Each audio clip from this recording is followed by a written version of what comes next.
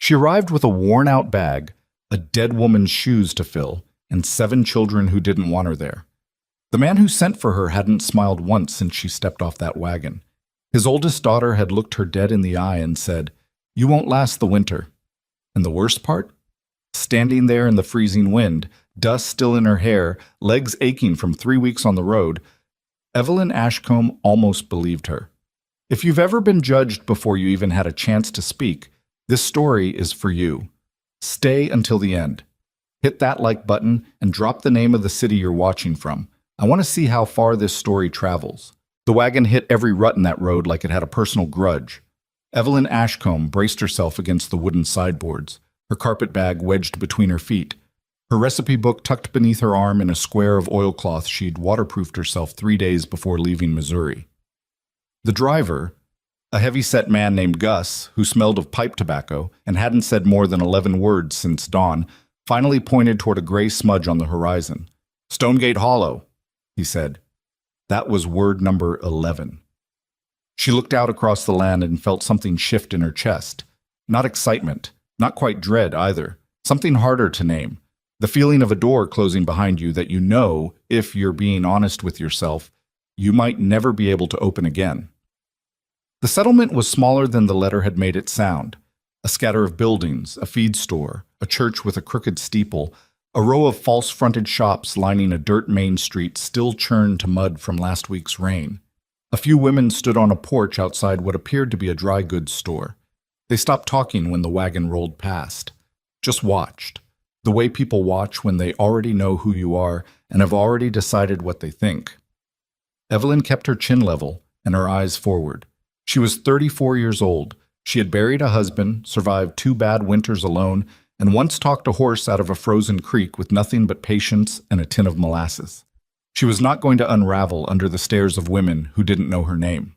The Callaway Ranch sat 2 miles outside of town, past a stretch of dry scrubland broken up by clumps of cottonwood and a creek that ran shallow and honest along the south fence line. The gate was iron, handmade by the look of it.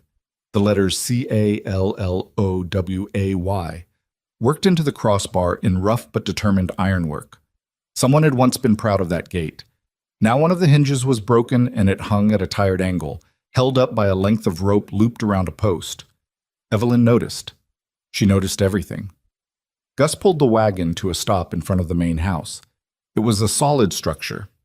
2 stories, good timber, stone chimney, but neglect had gotten into it the way neglect does, slow and sneaky, until one day you look up and the porch rail is rotting and the window shutters are hanging wrong and the front steps have gone soft in the middle. The house hadn't fallen apart. It had just given up trying. She climbed down before Gus could offer a hand because waiting for help was a habit she'd broken a long time ago. The front door opened before she reached the porch. Thorne Callaway was a bigger man than she'd imagined from the letters. 6 feet and some change, broad through the shoulders, with hands that looked like they'd been carved from the same hardwood as the porch beams. His hair was dark with threads of gray at the temples, and his face was the kind that had been handsome once and was now something better, weathered and honest and carrying a weight that didn't come from physical work alone. He wore a clean shirt. That detail hit her somewhere soft. He'd put on a clean shirt for this. He looked at her the way a man looks at a fence post he's ordered from a catalog and isn't sure will hold. "Mrs. Ashcombe," he said. "Mr. Callaway." A pause stretched out between them, long enough that a crow landed on the fence post behind her and then thought better of it and left. "You're smaller than I expected," he said. She kept her face neutral. "And you're less welcoming than your letters suggested. I suppose we're both adjusting." Something moved behind his eyes. Not quite amusement, not quite offense.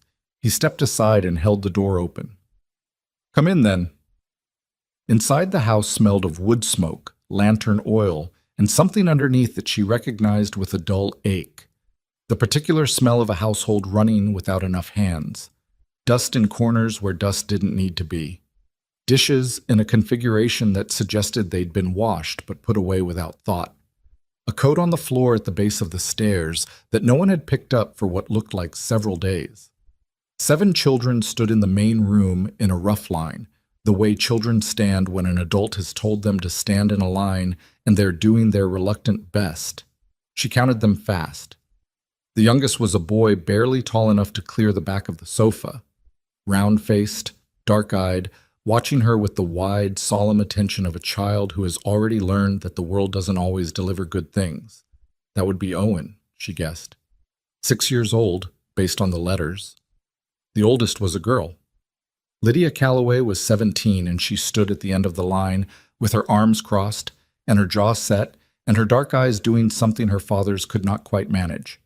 They were making it entirely clear that this was not a welcome. It was an audit. She was tall like her father. She had her mother's jaw, Evelyn guessed, though she'd never seen a picture of the woman. She stood like someone who had been holding things together with pure stubbornness for long enough that stubbornness had become her whole personality, and she wasn't ready to let go of it just because some stranger from Missouri had walked through the front door. Thorne introduced them by name down the line. Clara, 9. The twins Eli and Samuel, 12, who were identical in face and different in expression. Eli curious, Samuel suspicious. Bess, 7, who was chewing on the end of her braid. Then little Owen, and finally Lydia, who did not extend her hand. "Welcome to Stonegate Hollow," Lydia said, and her tone made it sound like the opposite. Evelyn looked at her steadily. "Thank you, Lydia." "I'm going to say something straight," Lydia said, ignoring the sharp look her father threw at her. "We've had 2 women come out here before you. One lasted 3 weeks, one lasted 6 days. I don't say that to be mean. I say it so you know what you're walking into." "Lydia." Thorne's voice had an edge to it. "It's all right," Evelyn said, and she meant it. She looked at Lydia without flinching. "I appreciate a person who says what they think, saves time." Lydia's eyes narrowed slightly. Not softening, just recalibrating. The room had the specific tension of a space where everyone is waiting to see what happens next. Evelyn set her carpet bag down by the door and looked around the main room with the same focused attention she'd given the front gate and the porch steps and the coat on the floor. "Mr. Calloway," she said, "is there somewhere I can clean up? And then I'd like to see the kitchen."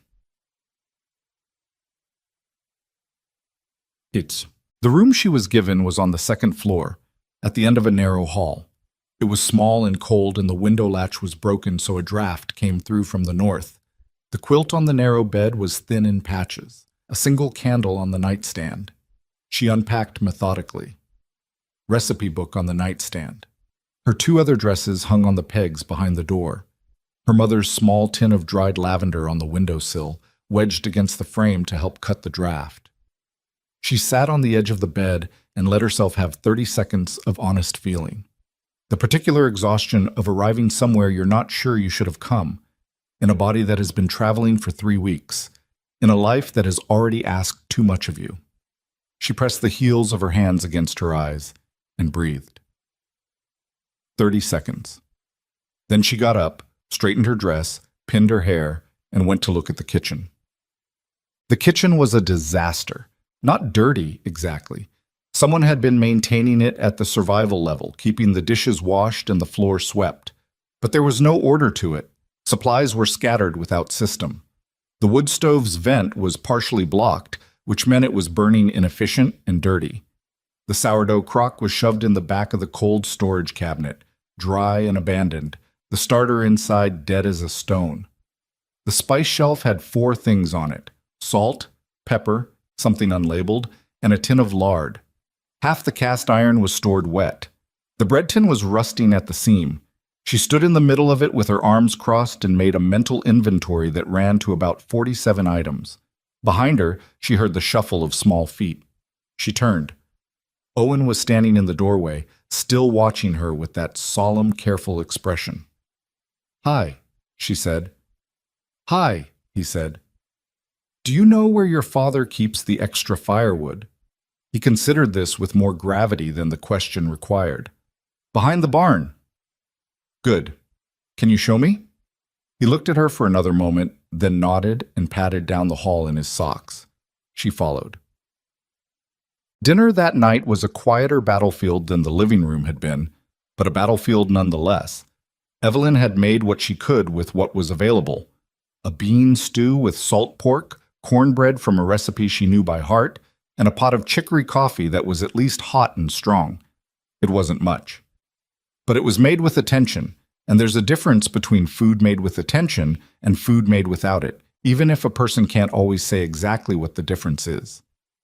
The children ate with the focused efficiency of people who are genuinely hungry. The twins finished their bowls before most of the others had gotten started. Owen ate with both hands wrapped around his bowl as if someone might take it. Thorne sat at the head of the table and ate without comment. Lydia picked at her food. "The stew's oversalted," she said, not looking up. Evelyn took a bite, considered it honestly. "You're right," she said.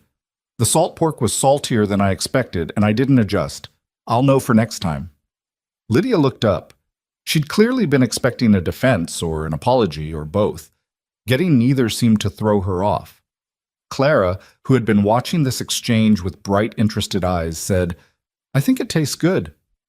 "Thank you, Clara," Evelyn said. "Our mother made sourdough bread every Sunday," Clara said, in the tone of a child sharing a fact she knows is loaded.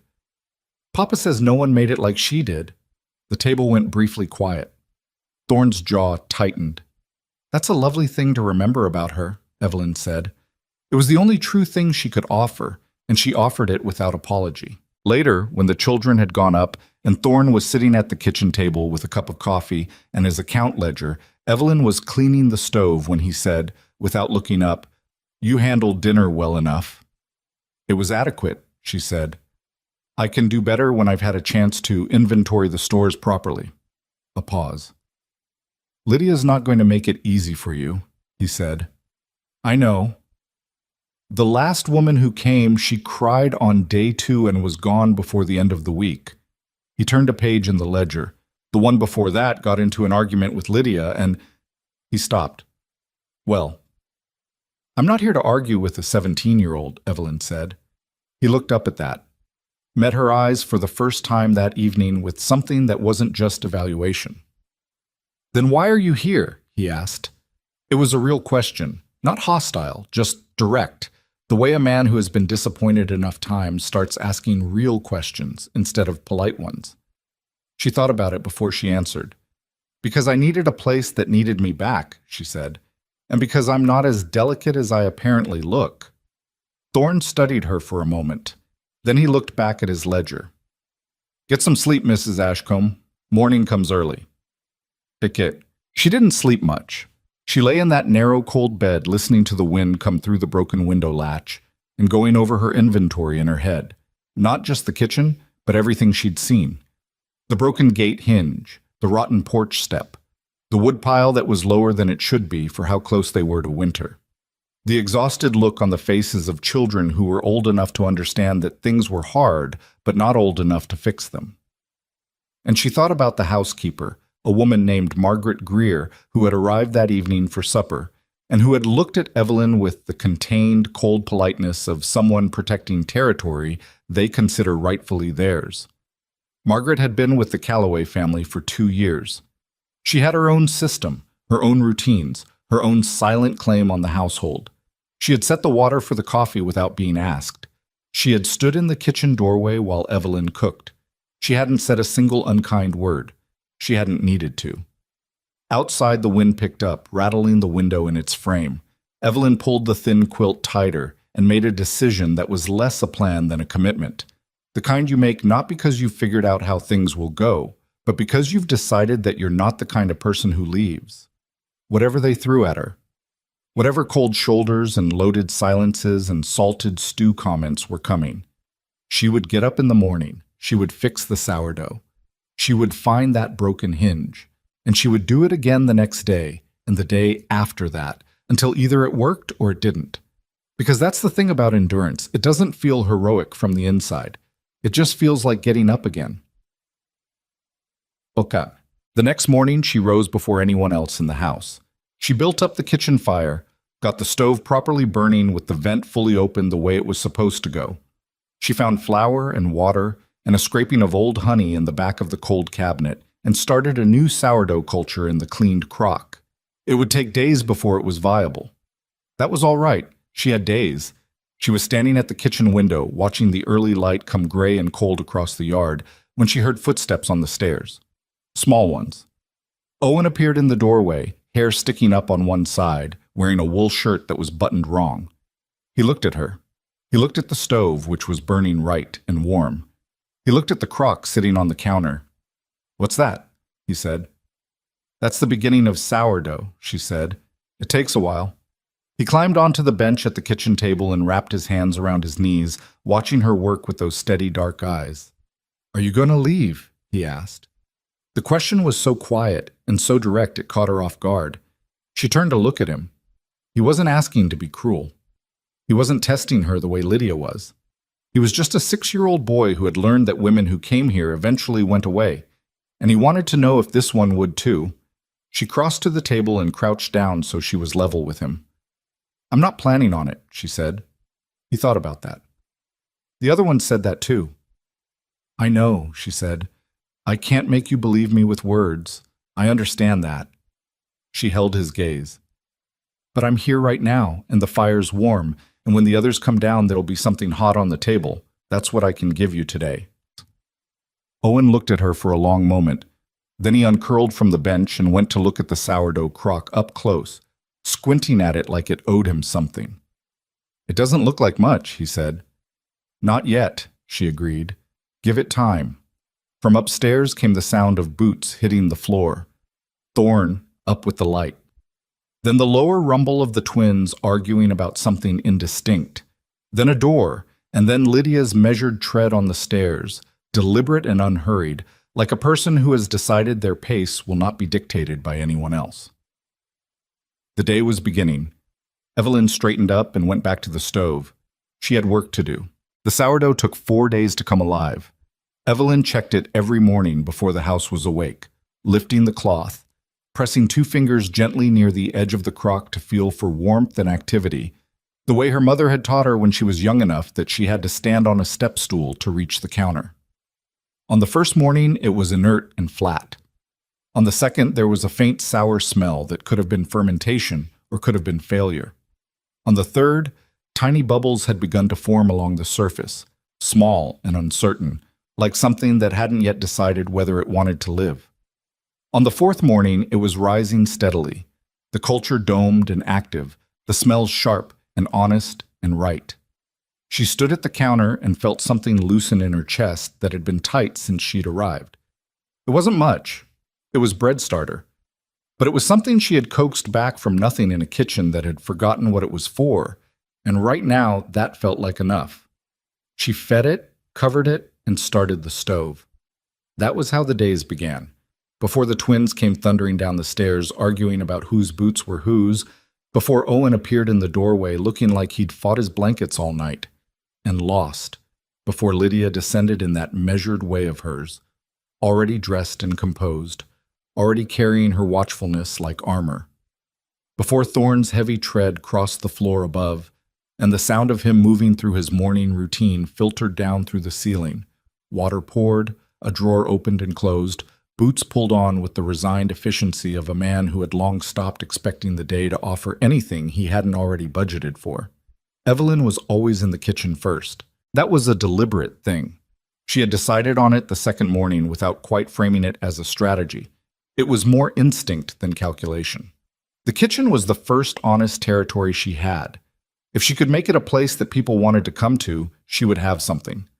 By the end of the first week, the stove vent was fully cleared and the fire was burning cleaner and hotter than it apparently had in months. Eli noticed it first, holding his hands toward the warmth one morning with an expression of confused appreciation. He didn't say anything, but he also didn't leave the kitchen as fast as usual. Small things. She kept a list in her head, not of accomplishments, but of what still needed doing. The porch step, the broken gate hinge, the woodpile, which was critically low for a region heading into a hard winter, the cellar stores, which had been laid in haphazardly, too many dried beans, not enough root vegetables, the preserves from the previous season stacked in a way that would lead to spoilage, the fence along the south pasture that had 3 bad posts. She had seen them from the wagon the morning she'd ridden out to look at the creek's water level. She hadn't been invited to look at the creek. She'd just gone. Thorne had found her there, standing in the mud with her skirt hem soaked through, looking at where the bank had eroded. "What are you doing?" he said. It wasn't quite a question. "The bank's soft here," she said. If you get a hard freeze and then a fast thaw, this whole section's going to come up into the south pasture. You'll lose the fence. He looked at the bank. He looked at her. I know about the bank, he said. All right. She turned and started back toward the house. I'll mention it to the twins then. They're old enough to help drive new posts. Mrs. Ashcombe. His voice had an edge in it that she was starting to learn. Not anger, exactly, but the particular frustration of a man who is not accustomed to having his territory read and assessed by someone who arrived 2 weeks ago. I manage the ranch. She stopped and turned. I know you do, she said. And you're managing it alone while also raising 7 children since your wife passed. I'm not trying to tell you your business. I'm trying to be useful. She held his gaze. You can tell me which parts you'd like help with, and I'll stay in those, but I'm not going to stand in the kitchen pretending I don't see what I see. The silence that followed was the kind that has weight to it. Thorne worked his jaw for a moment. Then he looked back at the bank. The posts need to go in before the ground freezes, he said finally. I haven't had time. Then I'll help Eli and Samuel do it Saturday, she said. If that's agreeable. Another pause. Fine, he said, and walked back toward the barn without another word. It was not warm, it was not grateful, but it was agreement, and she would take it. Margaret Greer arrived every day at mid-morning, 3 days a week, which was the arrangement she'd had with the Calloway household since Thorne's wife had died. She was a compact woman in her late 50s, gray-haired and precise in her movements, with the kind of face that had been pretty once and had settled into something more durable. She did her work efficiently and well, and she had the proprietary ease of someone who knows exactly where everything belongs, because she put it there. The first real collision happened over the preserves.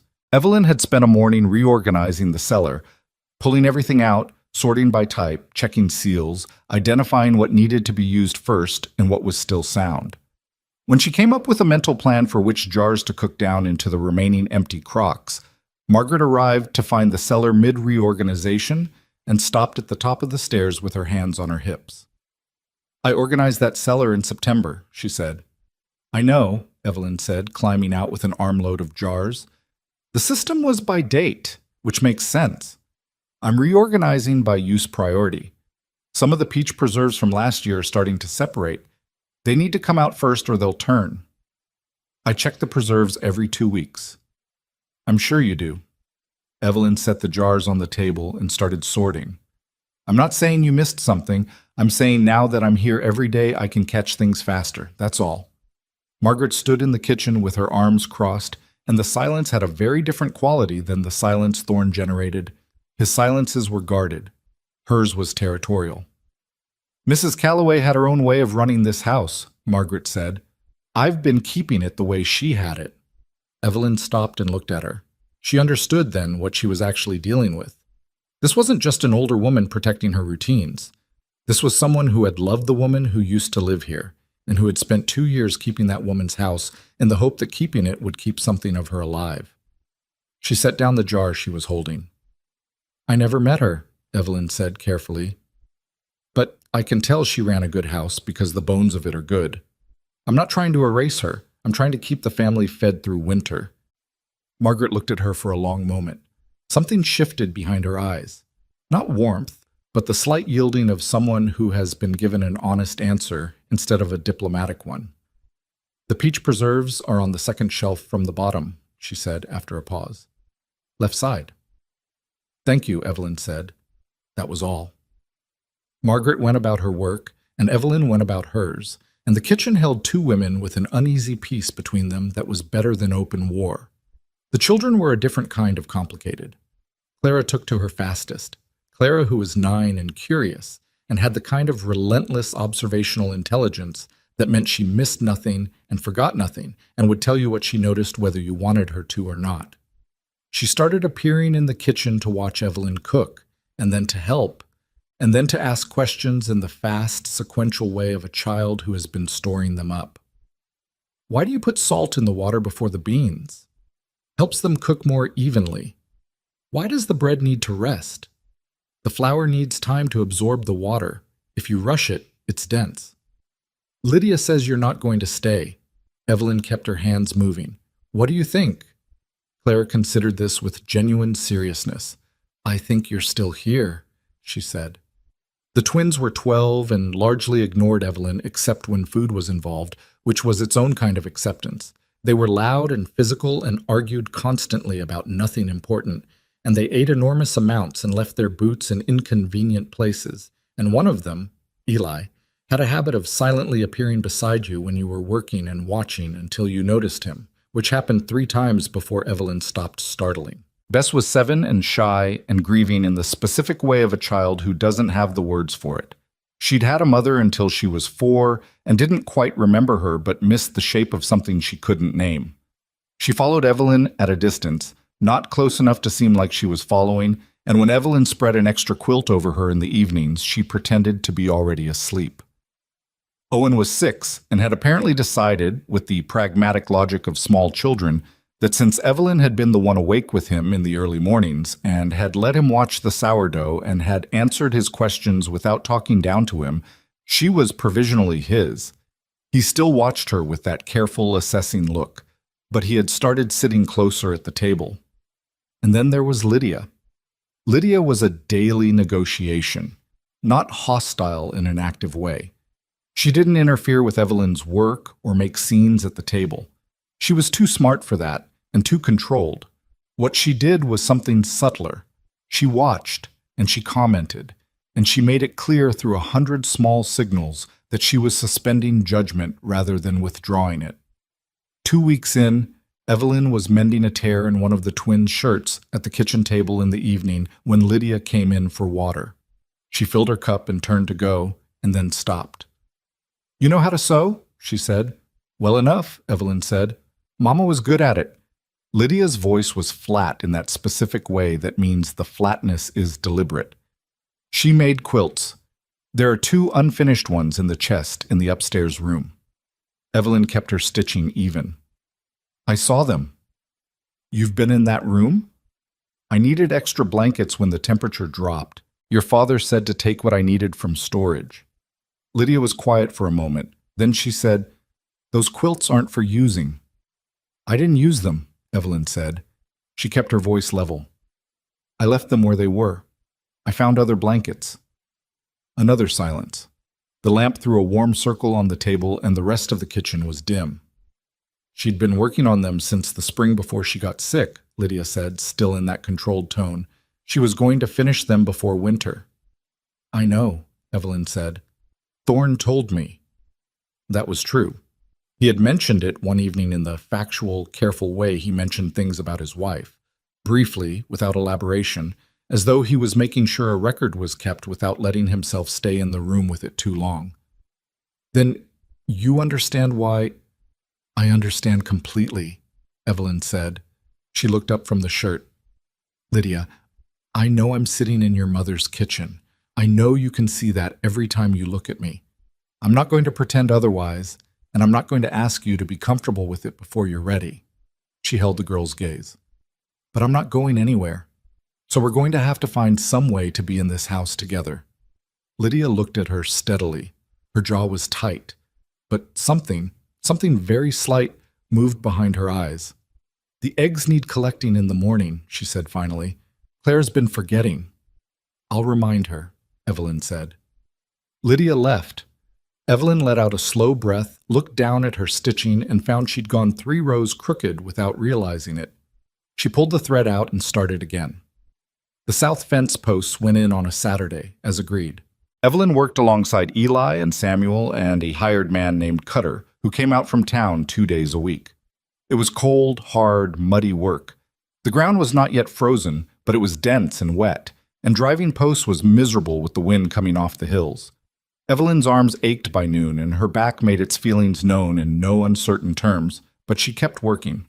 Cutter, who was in his 60s and had the particular skepticism of a man who had been doing physical labor since before Evelyn was born, watched her for most of the morning without saying anything. At noon he said, You done this kind of work before? Post driving? No, she said. But I'm not incompetent. Didn't say you were. He squinted at the line of posts. You got more in you than the last one did. I'll say that. The last woman who came? She lasted 6 days, he said, without judgment. Nice enough lady, just not built for this. No one's built for it, Evelyn said. You just decide whether you're going to do it anyway. He looked at her sideways. Then he went back to work. But something about the angle of his shoulders had changed.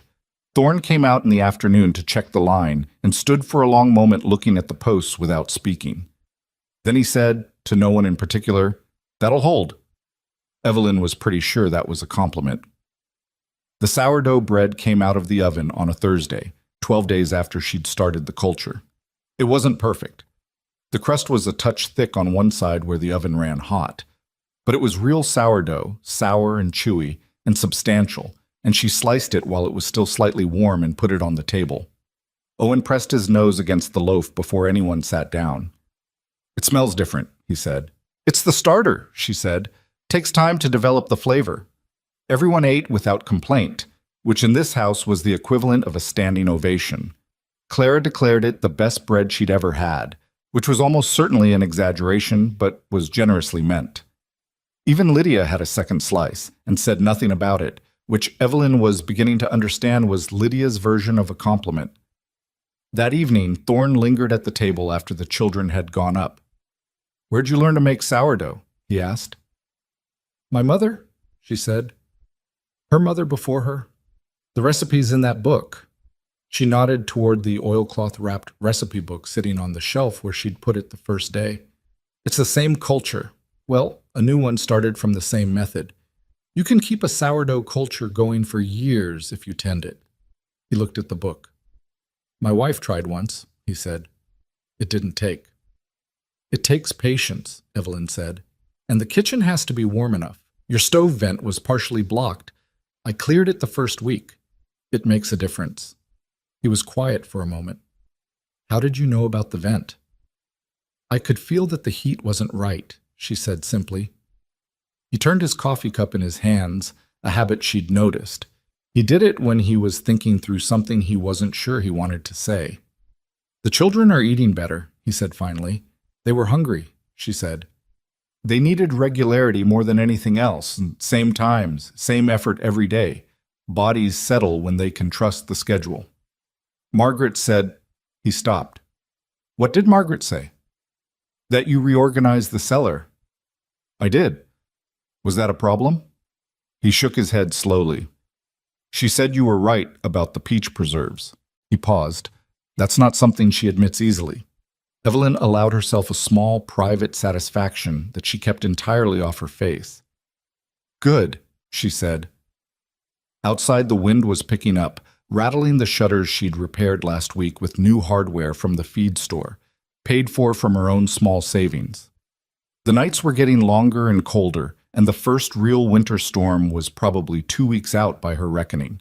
The ranch was not fixed, not even close. The gate still hung wrong. The porch rail was still soft. There were a dozen tasks she hadn't gotten to yet, and a dozen others she hadn't even fully identified. Margaret was still cool with her. Lydia still watched her like a hawk. Thorne was still guarded in the careful, habitual way of a man who had bet on the wrong outcome enough times that he'd stopped betting. And Evelyn was tired in a way that got into her bones at night. Not the clean tiredness of physical work, which she could sleep off, but the slower burning exhaustion of being new and watched and tested every single day with no space to be ordinary, no room to just exist without being evaluated. She sat at the table after Thorne had gone up, in the quiet of the kitchen with the stove ticking as the fire settled, and she pressed her hands flat on the table and made herself take stock honestly. She was still here. The children were eating. The house was warmer. The sourdough was alive. There was a fence line that would hold through the thaw, and an 11-year-old in this house who had started calling her by her first name without being asked. It was Clara, of course, and a 6-year-old boy who had taken to saving her the heel of the bread loaf because he'd noticed she always cut it off and left it last. Owen had figured out, without being told, that the heel was her favorite part. She sat with that for a while, in the quiet. Then she banked the stove, turned down the lamp, and went upstairs to sleep. Tomorrow the porch rail needed to come down, and she'd need someone to help her sister the new boards in. She'd ask Eli. He was strong enough, and she'd noticed that he worked better when he was asked directly and given a reason, rather than told. Small things. Day after day after day. That was the work. The first real snow came on a Tuesday, 3 weeks after Evelyn had driven fence posts with Eli and Samuel and old Cutter in the mud. It didn't arrive gently. It came in from the northwest overnight, piling against the sides of the buildings, drifting against the barn doors, turning the dirt track from the gate into Stonegate Hollow into something impassable by morning.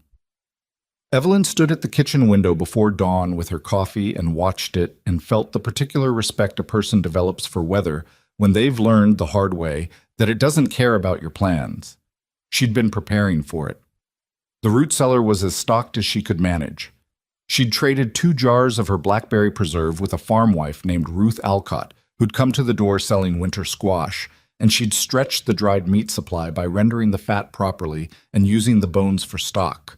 The woodpile had been restacked closer to the house. She'd had Eli help her hang heavy canvas across the drafty north-facing window at the end of the upstairs hallway. It wouldn't be comfortable, but they'd get through it. What she hadn't prepared for was Owen getting sick. It started small, the way the worst things always do. He was quieter than usual at breakfast on Wednesday, which she noticed but didn't alarm herself over. 6-year-olds had quiet mornings.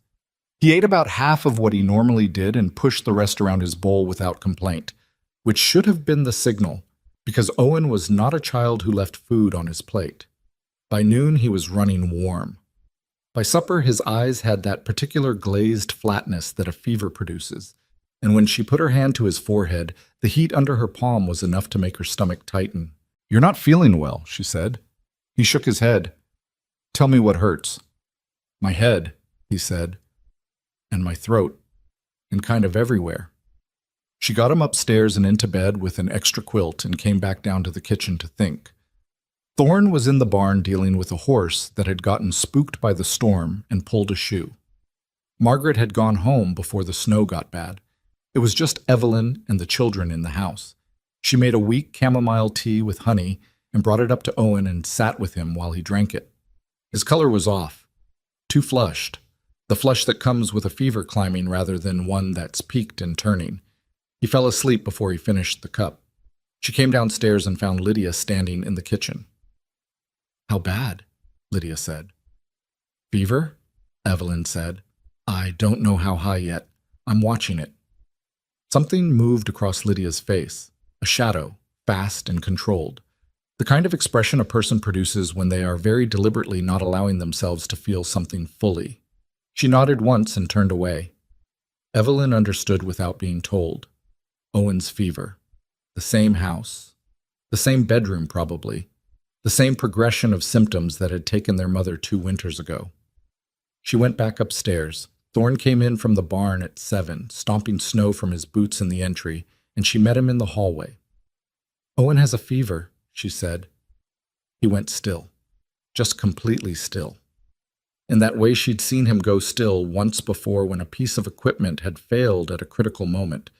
The stillness of a man who has been trained by experience to stop moving before he reacts. "How high?" he said. "I don't know yet. I don't have a proper thermometer, but it's significant." He was already moving toward the stairs. She followed him up. He stood in the doorway of Owen's room, looking at his youngest boy in the lamplight, and his face did something complicated and private that she felt wrong witnessing. She stayed a step behind him. Owen opened his eyes at the sound of his father.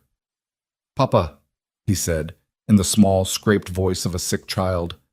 "Hey, buddy." Thorne crossed to the bed and crouched down, pressing his hand to Owen's forehead. His face didn't change much, but his jaw tightened. He stayed there for a moment, his hand on his son's head. Then he straightened.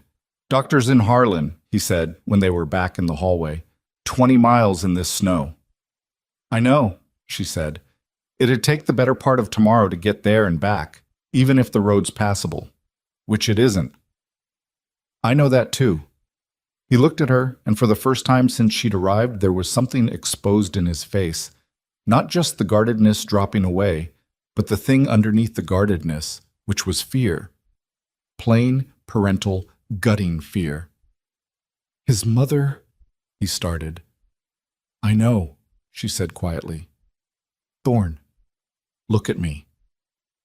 He looked at her. It is not the same thing, she said, and she said it firmly, not to comfort him, but because she believed it, and she needed him to hear it from someone who was not inside the panic. His mother had been ill for weeks before anyone knew. Owen got sick this morning. We caught it early. That matters. He held her gaze. You know about fevers. My grandmother was a midwife, she said. I grew up in her house. I know some things. She paused. Not everything, but enough to get us through tonight. And if he's not better by morning, we find a way to get to Harlan regardless of the road. Thorn worked his jaw.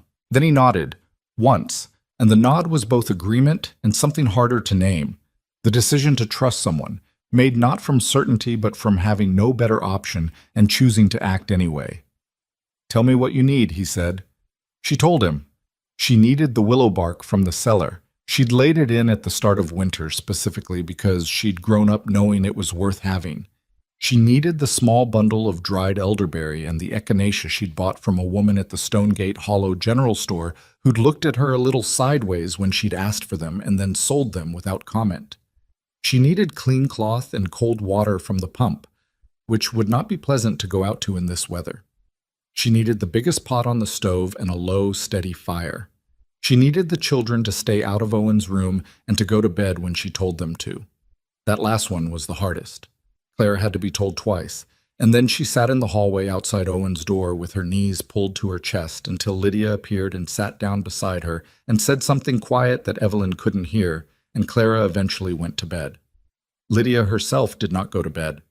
Evelyn came out to the hallway at 10 o'clock to get fresh water and found Lydia sitting against the wall outside Owen's door, arms around her knees, looking at nothing. You should sleep, Evelyn said. I'm not going to sleep, Lydia said, without heat. Just fact. Evelyn looked at her for a moment. All right, she said. Then come help me. Lydia looked up. I mean it, Evelyn said. I could use another pair of hands. If you're going to sit in this hallway, you might as well be useful. Something shifted in Lydia's expression, a kind of wary gratitude, the kind that doesn't want to show itself too plainly. She stood. They worked together through the first part of the night without much conversation. Evelyn made the willow bark tea, steeping it long and careful, adding a small amount of the elderberry and honey to make it less bitter, because Owen needed to drink it, and he would not drink something that tasted terrible, no matter how sick he was. She soaked cloths in cool water and showed Lydia how to fold them and where to lay them. Forehead, back of the neck, inside of the wrists where the pulse ran closest to the skin. Why the wrists? Lydia asked. Cooling the blood where it's closest to the surface, Evelyn said. It helps bring the temperature down faster than just the forehead. Lydia nodded and did it without further question, and there was something almost companionable about working beside her in the lamplight, something that Evelyn was careful not to remark on because Lydia was the kind of person who would recoil from having a moment named. Owen woke around midnight when his fever spiked. She knew it had spiked before he made a sound. She'd had her hand on his forehead every 15 minutes, and she felt the shift, the heat going up another degree in the wrong direction. He woke confused, which was the part that scared her, because confusion meant the fever was getting into his thinking, which meant they were at the edge of where it needed to stop. Owen, she said, close to his face. Owen, it's Evelyn. I need you to wake up for me. He made a sound, not words. Owen. Her voice was firm, not panicked, though her heart was doing something irregular behind her ribs that she was actively ignoring. Open your eyes. I need you to drink something. His eyes opened, unfocused, glassy, scared. There you are, she said. There you are. You're okay. I need you to drink this. It's going to taste bad. I'm sorry about that. Drink it anyway.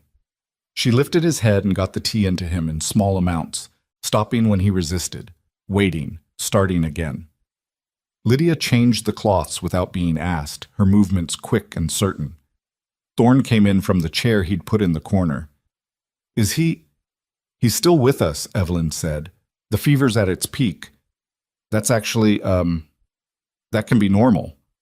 A fever that peaks and breaks is different from one that keeps climbing. She said it as steadily as she could, and it was true, But it was also true that she was watching Owen's face and measuring the space between what she knew and what she feared. "What do we do?" Thorne said. His voice was stripped of everything. No guardedness left, no walls up, just a father standing in a small room in the middle of the night, asking the only question that mattered. "We keep doing what we're doing," she said. "Cool cloths, the tea. We watch his breathing. If his breathing changes, you tell me immediately." "And if it does?" "Then we make the decision about Harlan in the dark and in the snow, and we figure it out," she said. "But I don't think it's going to come to that." She did not know that, but she believed it, and believing it was the most useful thing she could offer right now. And she had learned a long time ago that there is a difference between lying to spare someone's feelings and holding steady because someone needs a steady thing to hold on to. Thorne stood at the foot of the bed with his arms at his sides and his hands clenched and his face doing that thing again, that complicated private thing.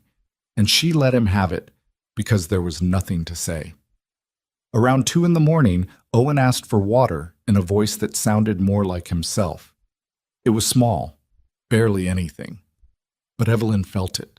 The slight shift in the room's quality, the way Lydia's shoulders dropped a fraction, the way Thorne let out a breath that he'd apparently been holding for an hour. She got him water. She laid the fresh, cool cloth. She checked his breathing, and it was even, and his chest was rising the way it was supposed to. The fever had not broken yet, but it had stopped climbing. She sat in the chair beside the bed and kept watch while Lydia dozed against the wall, and Thorne stood at the window looking out at the snow that had not stopped falling. The lamp burned low, and the house made its night sounds around them. The settling of beams, the whisper of wind at the window seams, the occasional creak from the floor above, where one of the twins had turned over in their sleep. At 4 a.m, Owen's fever broke. She knew it when the sweat came. A proper sweat, drenching, the fever releasing through the skin the way it was supposed to. She changed his shirt and the top sheet, which took some maneuvering without waking him fully, and she put the lighter quilt on instead of the heavy one. His forehead under her palm was still warm but no longer burning. His cheeks had lost that terrible deep red. His breathing was easy. She sat back in the chair and put her hands in her lap and let herself feel the decompression. The slow letting go of tension she'd been holding in her spine for the past 8 hours. It was not relief exactly. Not yet. Relief comes when you're certain. This was just the ceasing of immediate terror. Thorne was watching her from the window. "He's going to be okay," she said. She was sure enough of it now to say it. Hours were showing through, and one of them was something she hadn't seen directed at her before. He looked at her the way you look at someone who has done something you will not forget. "Thank you," he said. The 2 words were quiet, and they were real, and they cost him something, she could tell. He was not a man who gave that phrase away easily. "He's a tough kid," she said. "He is." Thorne looked at Owen again, then back at her. But it wasn't just that. She didn't answer because there wasn't anything that needed saying. Lydia had woken up at some point. She was standing in the doorway, and when Evelyn glanced over, she found the girl watching her with an expression she had never seen on Lydia's face before. Not the assessment, not the controlled suspicion, not the careful watchfulness. Something younger and rawer than any of those things. Evelyn held her gaze for a moment and then looked away, because Lydia deserved the privacy of having that expression without it being examined. The snow had eased outside. Through the window, the sky was beginning to shift from black toward the deep blue that comes just before dawn, and the snow-covered yard below threw back what little light there was, making the pre-dawn brighter than it should have been. Evelyn got up from the chair, slowly, because her back had opinions about the night she'd put it through. She stretched carefully and went to the door. "I'm going to make coffee," she said, "and something for when he wakes up. Something light." She looked back at Owen. "He's going to sleep for a while. That's good. When he wakes up, he'll be hungry. They always are after." She went downstairs to the kitchen. The stove had burned low and needed rebuilding. She crouched in front of it and set the kindling and worked the draft and got the fire going again, her hands moving through the familiar motions while the house settled around her. She did not cry. She was not a woman who cried easily, and she had learned in her first marriage that some things needed to stay inside the body rather than get spent in the moment they were felt, because sometimes the moment was not finished yet, and you needed to hold on to yourself until it was. But she sat on her heels in front of the stove with the fire catching, and she let herself feel the full weight of the night, the fear she'd kept out of her voice, the calculations she'd run and rerun in her head, the moments when she hadn't been certain at all and had chosen certainty anyway because someone needed it. She felt all of it in the quiet of the kitchen with no one watching. Then she stood up and put the coffee on. The dawn came slow and gray over Stonegate Hollow, light spreading across the snow-covered yard, the fence line she'd helped repair, the barn where the horses were moving now and making their morning sounds.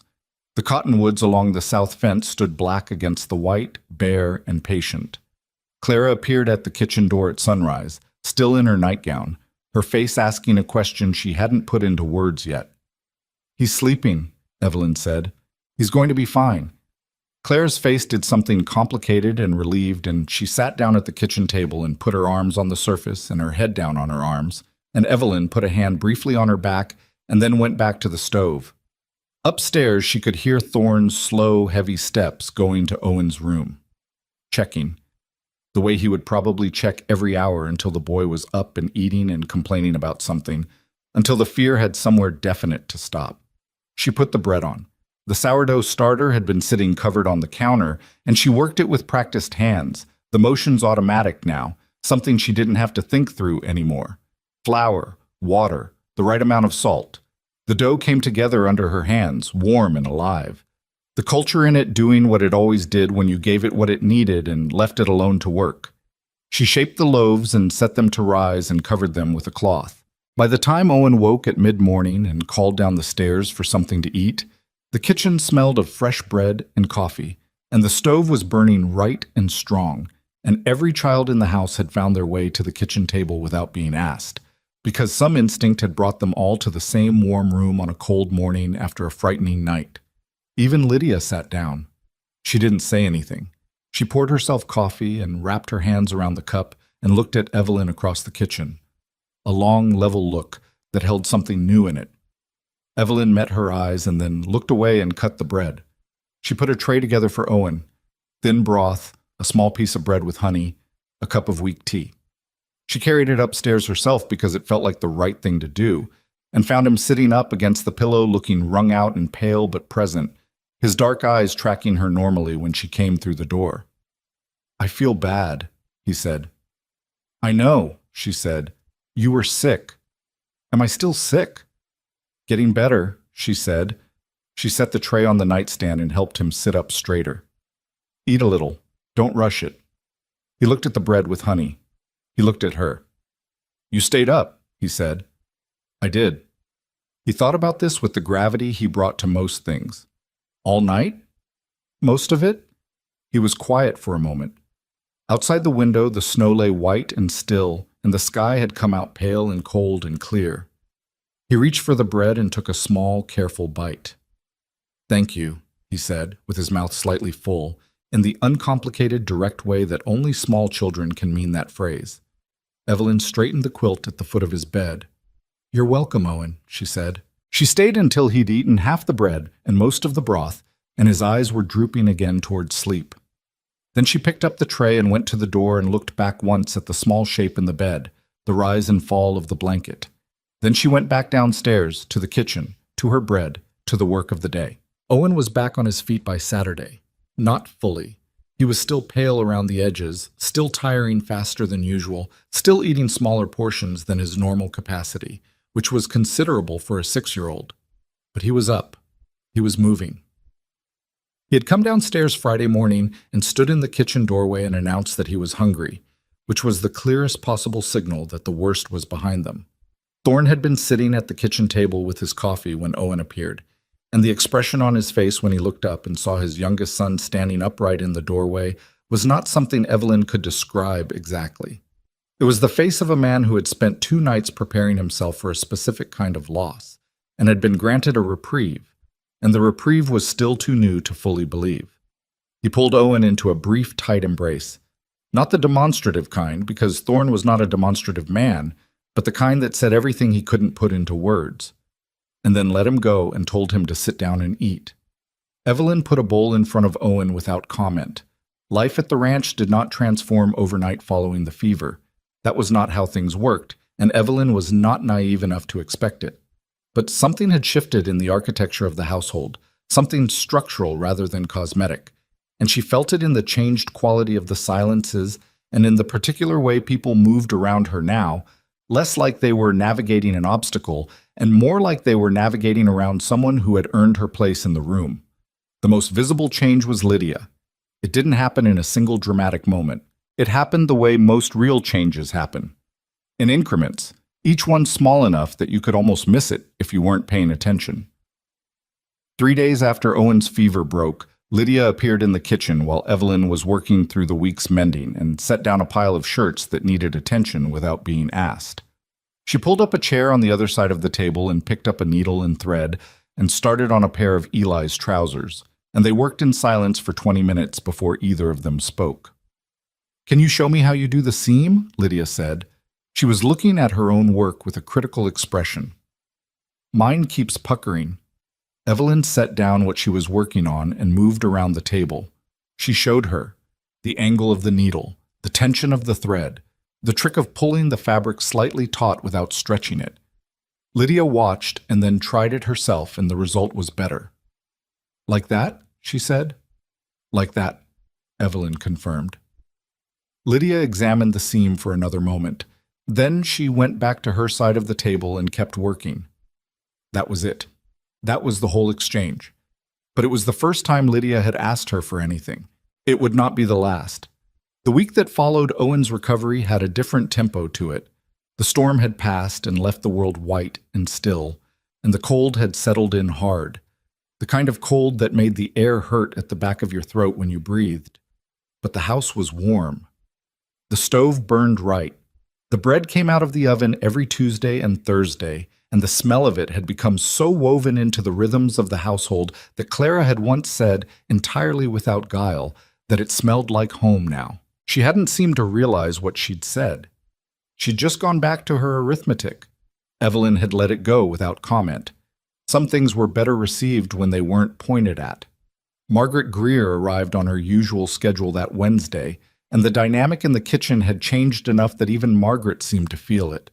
She was not a woman given to warmth. Years of practical frontier living had filed her down to something harder and more functional, but she was observant, and she had spent enough time in this house to know when something was different. She stood at the kitchen counter, helping Evelyn put up the remaining winter squash, cutting and seasoning with the efficient economy she brought to everything, and after a while she said without preamble, "I heard about the boy." "He's doing well," Evelyn said. "I heard that too." Margaret was quiet for a moment, her knife moving steadily. "Ruth Alcott told me. Ruth told half the valley by now, most likely." Evelyn kept working. "There wasn't much to tell. Ruth said you kept him alive through the night when his fever spiked and no doctor could get through in that snow." "I did what I could with what was available," Evelyn said. "And it was enough. That's all." Margaret was quiet again. The squash went into the pot. Outside, the wind pushed at the window, softer than it had been, just making its presence known. "His mother," Margaret said. Just those 2 words, and then she stopped. "I know," Evelyn said. "She would have wanted him to be all right." Margaret's voice was entirely controlled and entirely deliberate. Whatever else she might have thought about any of this, she would have wanted all of them to be all right.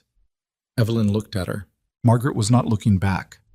She was looking at the pot, her jaw set in the way of a woman holding herself together through sheer force of will. "I believe that," Evelyn said. "Good," Margaret said. And that was the end of it. But from that day forward, Margaret stopped standing in the kitchen doorway while Evelyn cooked. She came in. She pulled her apron on and asked what needed doing and did it, and the kitchen functioned better with 2 people who were actually working together than it ever had with 2 people working around each other. It was not friendship. Evelyn didn't expect that and wouldn't have trusted it if it had arrived too fast. But it was the absence of hostility, and in the economy of this household, that counted for a great deal. The news about Owen spread through Stonegate Hollow the way news always spreads in small settlements, fast and with embellishment. By the time the story reached the far side of the valley, it had been inflated considerably, but the essential fact at the center of it remained true. The new woman at the Callaway Ranch had sat up all night with the youngest boy in the middle of a snowstorm and brought his fever down when no doctor could get there, and the boy was fine. People started looking at Evelyn differently when she came into town for supplies. Not all of them. There were still women who offered the polite, closed-off smile of someone who has decided they don't know enough about a person to commit to an opinion, but enough of them. A woman named Hattie Groves, who had been the most audible skeptic in September about whether Evelyn would last the winter, stopped her outside the dry goods store and clasped her hand and said she was glad the boy was well. A farmer named Del Patterson tipped his hat at her in a way that felt like something more than courtesy. Evelyn received it all with the same measured steadiness she'd brought to the criticism. She thanked people who thanked her and moved on, because standing in the warmth of other people's changed opinions was something she didn't entirely trust. Public regard could reverse itself just as fast as it had come, and she was not interested in performing for anyone. What she was interested in was the garden. She'd been thinking about it since October, when she'd first walked the property boundaries and found the kitchen garden in a state of abandonment. The beds uncleared, the stakes still standing from last season's beans, the soil gone hard and weedy at the edges. Someone had loved this garden once. The layout of it told her that the careful arrangement of beds, the way the south-facing wall had been used to catch maximum light, the stone border that someone had laid by hand, stone by stone, with more patience than strictly necessary. She'd asked Clara about it once. Clara had gone quiet in a specific way and then said, "Mama's garden," and that had been enough. Evelyn hadn't touched it in the fall. It had felt too soon, too much like claiming something that hadn't been offered. But winter was the time to plan, and by January she had the whole season mapped in her head. What would go where, what the soil needed, how to rebuild the beds properly. She brought it up with Thorne on a Sunday evening when the children were upstairs. She sat across from him at the kitchen table with a piece of paper and a pencil and laid out what she was thinking. He listened without interrupting, which was one of the things she'd come to appreciate about him. He was not a man who talked over people. He waited, and he listened, and then he thought before he spoke. "The beds will need new soil worked in," he said. "That ground's been sitting unworked for 2 years." "I know. I was thinking the twins could help in the spring. Eli's stronger. Samuel's more careful." He looked at her layout. "You want to move the bean rows to the east side? More space there, and the beans can climb the fence instead of needing separate stakes." He looked at the paper for another moment. Then he nodded. "I'll bring in composted manure from the barn before the ground freezes hard." She looked up. He was already folding the paper back toward her. He said it the way he said most things, matter-of-factly, without ceremony, but the offer was real. He was going to help her restore the garden, his late wife's garden. She understood what that cost him, and she did not say so. "Thank you," she said. "It needs doing," he said. He got up and poured himself more coffee, but she had seen his face for just a moment when he'd looked at the layout of the beds, at the specific arrangement he recognized, and whatever had moved behind his eyes had not been just practicality. He had stood there looking at his dead wife's garden plan being looked after, and something in him had accepted it, and that was not nothing. It was, in fact, everything. December moved through the valley in its usual way. Cold, gray, punctuated by storms, the world shrunk down to the radius of what the warmth of the house could hold. The children moved through their routines. The older boys split wood and did their schoolwork at the kitchen table and argued and left their things in the wrong places and ate everything that was put in front of them. Bess had started coming to sit with Evelyn in the evenings with her sampler, working on it in silence, and the silence between them was comfortable in the way silence is when two people have stopped needing to fill it. Owen had fully recovered by mid-December and had returned to his habit of appearing in the kitchen before anyone else in the morning, though now he'd started bringing his small stool over to stand beside Evelyn at the counter rather than watching from the bench. "Can I do it?" he asked one morning, about the bread. "What part?" "The pushing part." She showed him how to press the heel of his hand into the dough, how to push and turn, how to feel when it was right. His hands were small, and he tired after a few minutes, and the dough was lumpy in places, But she let him work it, and then worked it herself to smooth it out without making a point of doing so. "Is it good?" he asked. "It'll be the best bread we've made," she said. He looked at her to see if she was being serious. She kept her face straight. He turned back to the dough with renewed attention. The Christmas gifts she made were practical.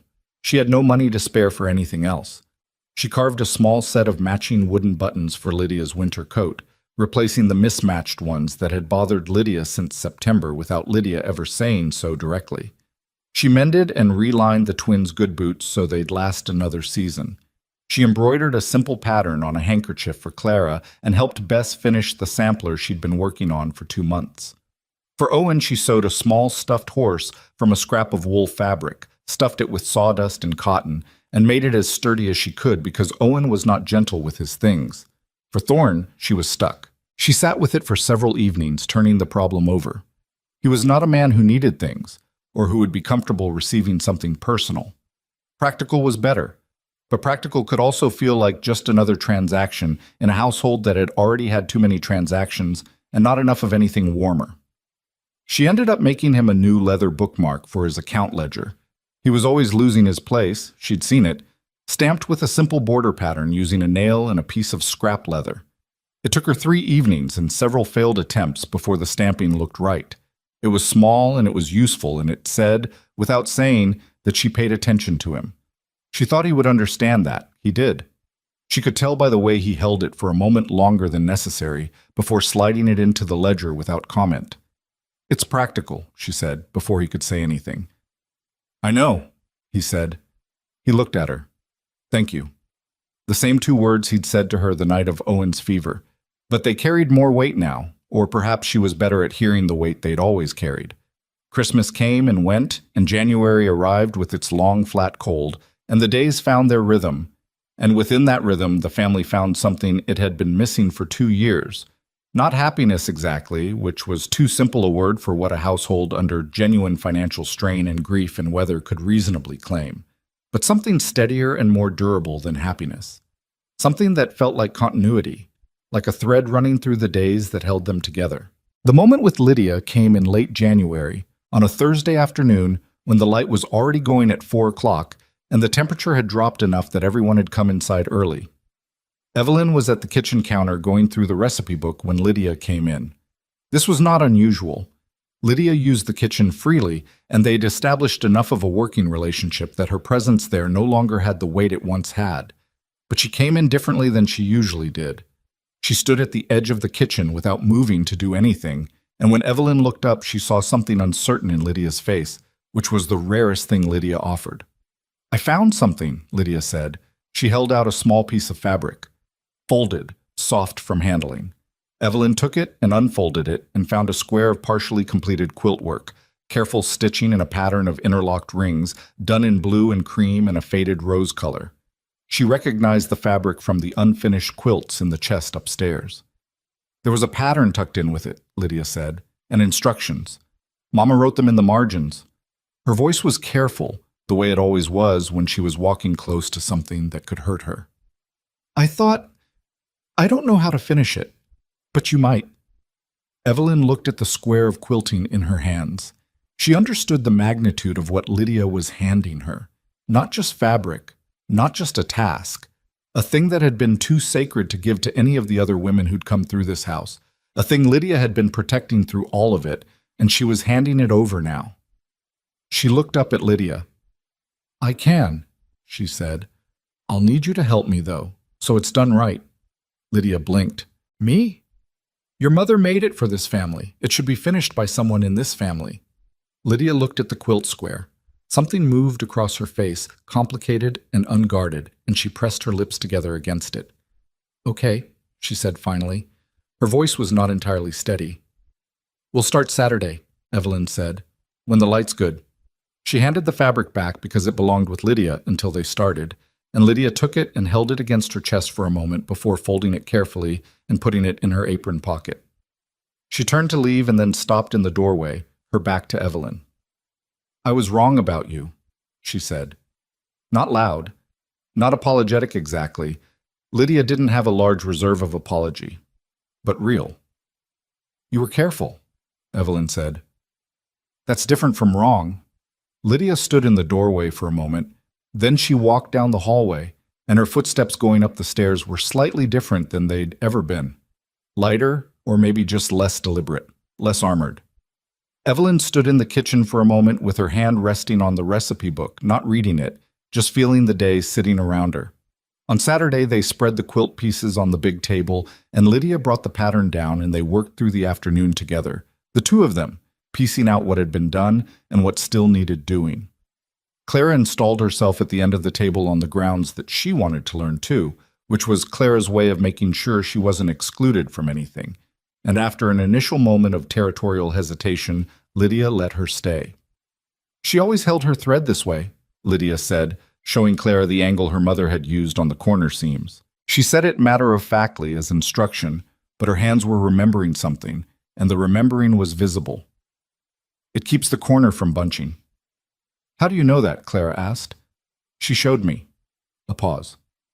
3 summers ago, before she got sick. Clara looked at the stitch. Then she looked at Lydia.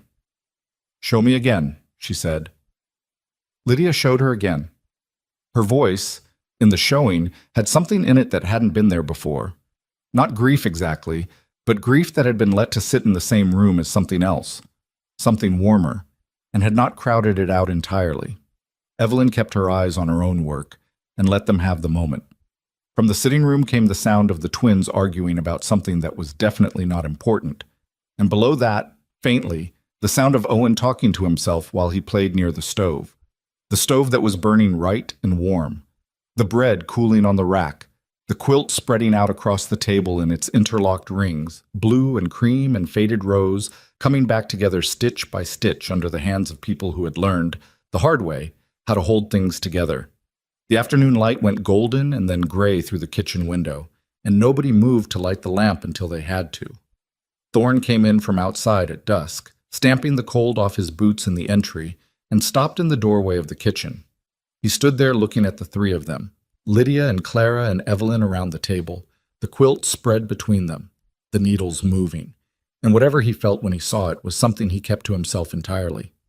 But he didn't leave. He pulled up the chair at the far end of the table and sat down and poured himself a cup of the coffee that had been sitting warm on the stove, and he sat there in the lamplight not saying anything while the work continued around him, and his being there was the thing itself, the fullest answer he was capable of giving to a question that nobody had needed to ask out loud. The quilt was not finished that day. It would take several more sessions, several more Saturday afternoons before the last seam was closed. But by the end of the evening, 2 of the central panels had been joined, the pattern emerging clearly now, the rings interlocking, each one needing the next to hold its shape. It was Clara who said it, looking at the pattern with her chin in her hands, her needle stuck through the fabric she was holding. It's all connected, she said. Pull one out, and the whole thing falls apart. Nobody answered her. But in the particular quiet that followed, everyone in that kitchen heard it. The quilt was finished on the 2nd Saturday of February. It didn't happen with any ceremony. Lydia pulled the last seam closed, knotted the thread, and cut it with the small scissors she'd been using all winter, and then she spread the quilt out on the kitchen table, and the 3 of them, she and Clara and Evelyn, looked at it in the afternoon light. It was not a perfect quilt. There were places where the tension of the stitching was uneven, places where the seams didn't line up quite true. One corner where Clara had ripped and re-sewn twice and the fabric had gone slightly thin. But the pattern was clear and whole, the interlocking rings running across the surface in blue and cream and faded rose, the design that their mother had laid out with such patient intention 2 summers before she died finally realized. Lydia looked at it for a long time without speaking. "It's good," she said finally. "Not emotional, just honest." "It is," Evelyn agreed. Clara ran her fingers across the rings carefully, the way you touch something you know matters. "What do we do with it?" Lydia picked it up and folded it once, then again, with the same care she'd been bringing to the work all winter. "It goes on Owen's bed," she said. "He was the coldest one. Mama would have wanted the smallest one to have it." Nobody argued with that. It was so exactly right that arguing would have been a form of stupidity. They carried it upstairs together, the 3 of them, and spread it on Owen's bed while he was downstairs eating an apple and not paying attention to anything except the apple. And when he came up that evening and found it there, he stood in the doorway of his room, looking at it for a long moment. Then he climbed up onto the bed and pulled it around him and lay down in the middle of the afternoon without being asked to rest, and was asleep in 10 minutes. Thorne stood in the doorway of Owen's room that evening, looking at his sleeping son under the finished quilt, and Evelyn watched his face from the hallway and understood that this was one of those moments that doesn't need witness, that belongs entirely to the person having it. She went back downstairs and left him with it.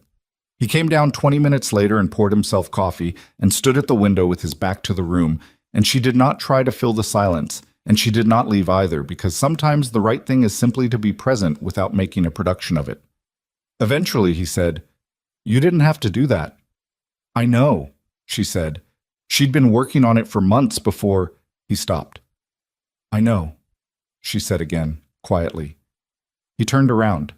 He looked at her with that face that was so difficult to read, and yet, after 5 months in this house, she'd gotten better at reading. There was gratitude in it. There was grief that had been given somewhere to go, finally. And there was something else, something that had been building since November, and that she had been aware of, and had not pushed toward and had not pulled away from either, just let it be what it was going to be in its own time. "Evelyn," he said. It was the first time he had used her first name without the Mrs. in front of it. She waited. He was not a man who found words easy. She had known that since the beginning. He was a man who showed things through action, through showing up, through the leather bookmark and the barn manure brought in for the garden beds and sitting at the table in the lamplight on Saturday afternoons while she and Lydia worked on the quilt. She had learned to read his language, which was not the language of words. But some things required words regardless. "I want to ask you something," he said, "and I want to ask it right. So bear with me." "Take your time," she said. He set his coffee down. He put both hands flat on the table, which she'd noticed was something he did when he was anchoring himself to something solid before saying something that mattered. "When you came here," he said, "it was an arrangement. I know that. You know that. Two people in difficult circumstances making a practical decision." He paused. "I want you to know I understood that at the time, and I'm not trying to rewrite what it was." "All right," she said. "But it's not what it is now," he said. "For me." He met her eyes and held them, and there was nothing guarded in his face at all, which was the most unfamiliar thing she'd ever seen on it. I don't know exactly when that changed. I think it was probably before Owen got sick. Maybe before the fence posts. Maybe the first morning I came in and found you already at the stove at 5 in the morning and the kitchen smelling like coffee, and you just looked at me and said, "Fire's built," like you'd been doing it for years. He stopped again. Something flickered across his face that might, on another man, have been embarrassment. "That's probably a strange thing to remember." "It's not," she said. "I'm asking you to stay," he said. "Not because of the arrangement. Not because of the children, though God knows they need you, and I think you know that too." He paused, and she could see him working for the words the way a man works for something he is not naturally equipped for, but is going to do anyway. "Because I want you here. Because this house is different with you in it, and I am different with you in it, and I don't want to go back to what it was before." The kitchen was very quiet. Outside, wind moved across the snow-covered yard, and the bare cottonwoods along the south fence stood black against the white sky. Evelyn looked at him for a moment, at this complicated, guarded, decent man who had put on a clean shirt the day she arrived, and who had stood in the doorway of his son's room in the middle of a crisis and asked her for help in the most stripped-down, honest way she'd ever been asked for anything, who had driven fence posts and composted garden beds and sat at the quilt table on Saturday afternoons and never once made her feel like a convenience. She had asked herself, in the months since she'd arrived, why she was staying. Not the surface answer, practicality, necessity, the arithmetic of two difficult lives finding a workable equation. The deeper answer. And the deeper answer, when she was honest with herself, was this. She had come here as a stranger, and she had not been allowed to remain one. Not by the children, not by the work, not by the land, and not by this man who was looking at her now with his hands flat on the table waiting for her answer. She had found something here that she hadn't expected when she'd climbed into Gus's wagon in Missouri with her carpet bag and her recipe book and her 34 years of hard experience. She had found a place that needed her in a way that wasn't just about what she could provide, that needed the specific her. The version of her that had watched bread starter bubble back to life and driven fence posts in the mud and sat up all night with a sick child and kept herself steady when steady was the only useful thing she had to offer. She had not had that before, not even in her first marriage, which had been good enough but had not seen her, not entirely. "I'm not going anywhere, Thorne," she said. He let out a breath. A slow one, through his nose. The kind of breath that says more than most speeches. "That being said," she said, and something in her tone made his expression shift toward cautious. "I have some things I want from this arrangement going forward." "All right," he said carefully. "The garden is mine to manage. I don't mean I won't take your input. I mean the decisions about it are mine. Fair. When I see something that needs doing on the ranch, I'm going to say so. You can tell me if you've already handled it, but I'm not going to pretend I don't see what I see." "We've been doing that already," he said, and there was something at the edge of his voice that was almost dry humor, which she'd caught glimpses of before and valued. "And I want the kitchen window latch fixed," she said. "The one in my room. The draft has been coming through since October." He blinked. Then he said, "I'll do it tomorrow." "Tonight would be fine," she said. There was a pause, and then something happened on Thorne Calloway's face that she had not seen there before, at least not fully. An actual, unguarded, uncomplicated smile. Small and quickly reined back in, but real. It changed his face entirely. "Tonight," he agreed. Spring came late to the valley, the way it always did. Reluctantly, a few degrees at a time, the snow pulling back from the south-facing slopes first, and then from the yard, and then from the fields, the mud season arriving in between as its own distinct and miserable season before the ground firmed up enough to work. The garden beds needed more attention than she'd hoped. The soil was compacted and depleted in ways that 2 years of neglect had deepened, and she and Eli spent 2 weeks working compost into every bed before it was ready to plant. Her back ached at the end of each day with the specific ache of soil work, which is different from other kinds of aching. Deeper, somehow, and accompanied by a satisfaction that other aches don't carry. She planted what the family needed most first. Root vegetables, carrots and turnips and parsnips that would carry them through the next winter. Beans along the east fence the way she'd planned, climbing the rails, already making sense of the space. Then the kitchen herbs, thyme, sage, the patch of chamomile she'd been planning for since the night of Owen's fever. Tomatoes when the last frost threat was past. Owen helped plant the chamomile. She gave him the seeds in his small palm and showed him the spacing, and he went along the row with solemn concentration, pressing each seed in at the right depth, his tongue at the corner of his mouth, the way it went when he was focused. "Is it going to grow?" he asked. "It'll take a few weeks," she said. "And then we can make the medicine tea?" "If anyone needs it," she said. "Hopefully they won't." He looked at his row of planted seeds with the expression he always wore when he was thinking something through. "I remember the tea," he said, "from when I was sick. It tasted terrible." "Yes," she said. "It did. But it helped." "Yes," she said. "It did." He nodded slowly, processing this information about the relationship between things that tasted terrible and things that helped, which was a piece of knowledge that would serve him for the rest of his life, even though he was 6 and didn't know it yet. Then he went back to pressing seeds into the earth. The Calloway Ranch became legal on an April morning when a justice of the peace named Howard Birch drove out from Stonegate Hollow in a wagon that had seen better decades, climbed down with the stiff dignity of a man who takes his duties seriously regardless of the road quality, and married them in the yard in front of the house. It was not a grand event. Evelyn wore her better dress, which she'd let out at the waist over the winter and which fit better for it. Thorne had put on the clean shirt again, but the same one he'd worn the day she arrived, she was fairly sure, which she found inexplicably moving.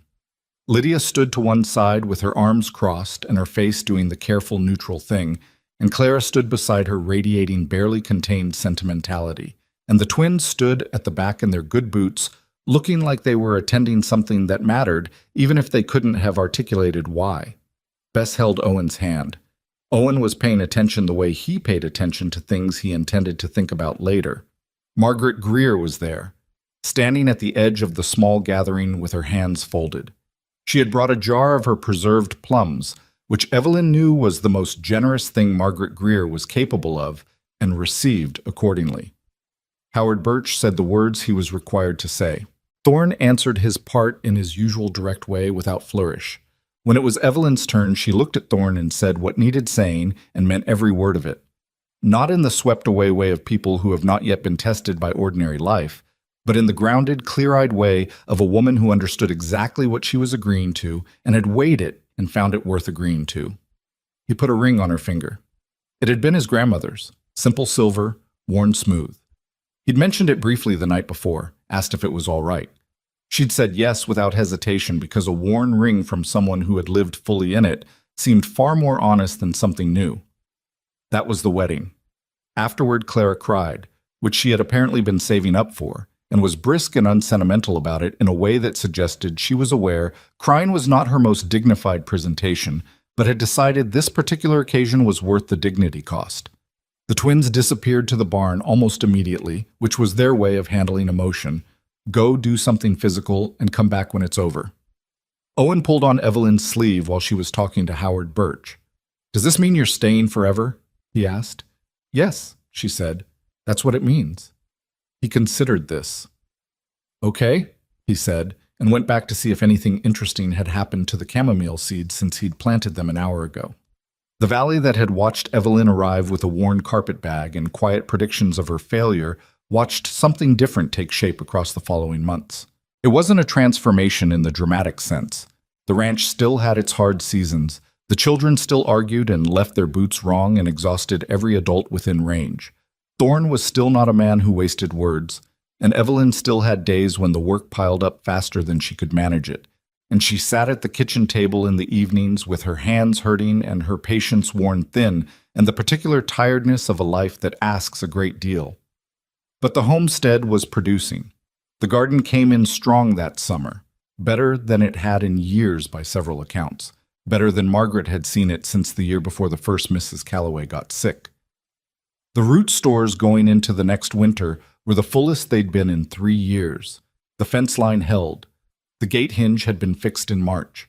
The porch rail was solid. The stove burned right. These things mattered. They were not glamorous. They were the substance of a life run with attention. Ruth Alcott came by in August and stood at the garden fence with her hands on her hips, looking at the bean rows and the chamomile and the enormous stand of tomatoes, and said, without any trace of the skepticism she'd once carried about Evelyn, "I want whatever you did to that south bed. Mine won't do a thing." "Compost worked in before planting," Evelyn said, "and you have to be patient. The soil has to trust you first." Ruth looked at her sideways. "Soil doesn't have feelings." "No," Evelyn said, "but it has memory. You can't rush it." Ruth considered this and then said she'd try the compost and left, and Evelyn went back to what she was doing. But she held on to the thing she'd said, turned it over in her mind the way you turn over a thing you've said that surprised you with its own accuracy. The soil has memory. You can't rush it. She thought about the sourdough she'd started her first week here, the 4 days it had taken to come alive, the patience of watching something that looked dead begin to move. She thought about the fence posts in the cold mud, the quilt that had taken all winter, the kitchen that had resisted her and then accepted her, the girl who had stood at the end of the line with her arms crossed and told her she wouldn't last. Lydia Calloway at 17 had been a fortress, and the fortress had not come down. It had just eventually opened a door. That was different. Fortresses that come down leave rubble. A door opened means the walls are still there for when they're needed. It just means you're also capable of letting someone in. By the end of that first year, Lydia had learned to make sourdough, repair a seam so it didn't pucker, identify 3 medicinal plants by sight, and keep household accounts in the way Evelyn had shown her. Not instead of the things she already knew, but alongside them, building a kind of competence that was her own and not anyone else's. She was going to be formidable as an adult woman. She already was, in the ways that mattered. She told Evelyn something in September, standing in the garden while they were turning the spent beds at the end of the season, both of them dirty to the elbows. The kind of conversation that happens more easily when you're doing something with your hands and not looking directly at each other. "I want to go to school," she said. "Properly. There's a teacher's training in Harlan, 2 years. Evelyn kept turning the bed. "When?" "Next fall, if it's possible." "Have you talked to your father?" "Not yet." A pause. "I wanted to say it out loud to someone else first, to see if it sounded real." "Does it?" Lydia was quiet for a moment. "Yes," she said. "Then talk to your father," Evelyn said. "He's going to want it for you. He just needs to work out how." There was a pause, and then Lydia said, "Would you be there when I talk to him?" Evelyn looked up at her. Lydia was looking at the soil, her jaw set in the way it went when she was admitting to needing something. A year ago, she would not have asked. A year ago, she would have walked into that conversation alone and armed and come out of it either winning or refusing to say she'd lost. "Yes," Evelyn said. "I'll be there." Lydia nodded once and went back to work. That was the whole of it, but it was the whole of everything, in a way. That question and that answer, and what it had taken both of them to arrive at a place where it could be asked and answered simply. The conversation with Thorne happened that Sunday evening, and it went the way Evelyn had told Lydia it would go. Thorne sat with it, turned his coffee cup, thought through the logistics, and then said he'd write to the school in the morning.